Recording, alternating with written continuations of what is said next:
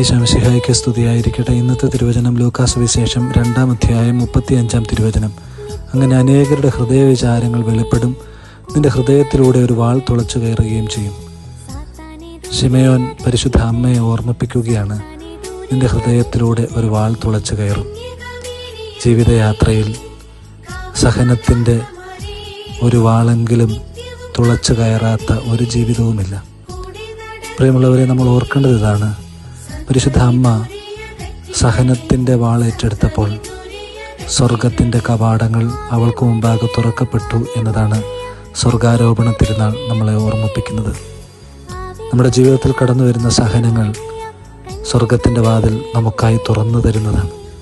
അതുകൊണ്ട് സഹനങ്ങളിൽ പതറാതെ, സഹനങ്ങളിൽ തളരാതെ സ്വർഗത്തിലേക്ക് മിഴികൾ ഉയർത്തി എനിക്ക് വേണ്ടി തുറക്കപ്പെടുന്ന സ്വർഗ കവാടങ്ങളെ കാണാം.